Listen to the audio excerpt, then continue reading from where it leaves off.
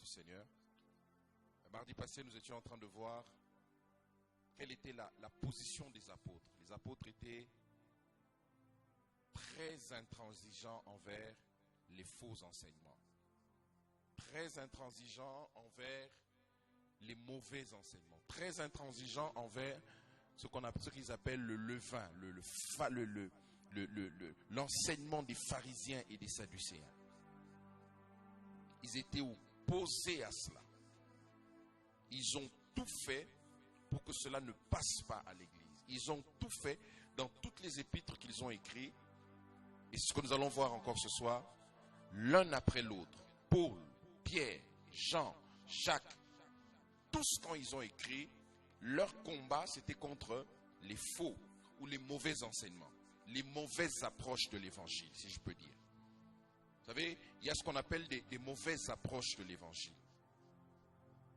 Et les mauvaises approches de l'évangile, ce sont des approches qui changent le message dans son fond.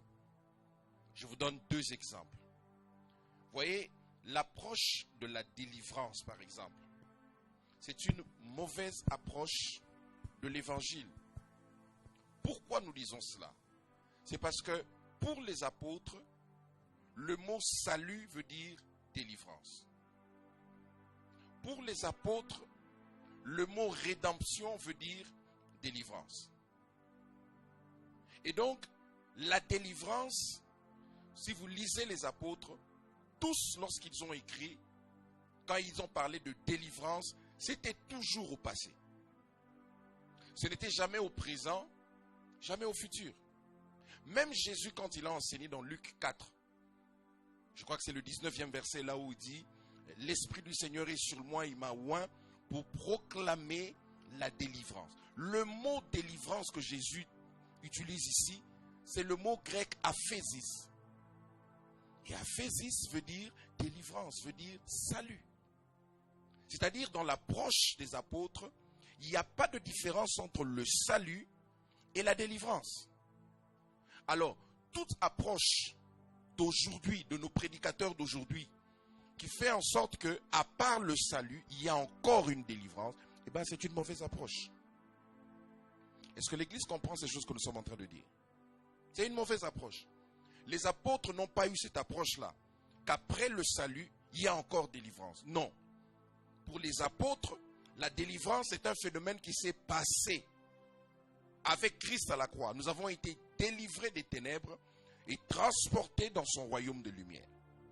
C'est comme ça que tous les apôtres, Pierre, Jacques, Pierre, Paul, Jacques, Jean, tous, dans toutes les épîtres, c'était leur approche à eux.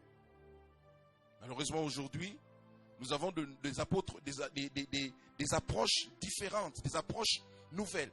Or, les apôtres ont combattu contre ces mauvaises approches-là.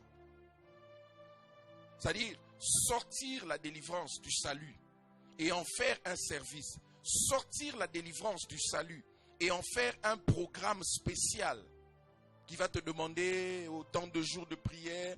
Ça, les apôtres n'ont pas fait ça.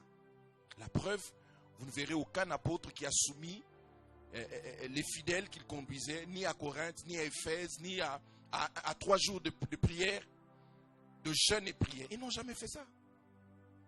Ils n'ont jamais soumis les chrétiens d'Éphèse à 3 jours de prière. Jamais. Pour leur délivrance. Jamais. Ni dans ceux de Galate, de Corinthe. Nulle part. C'est ces approches-là qui sont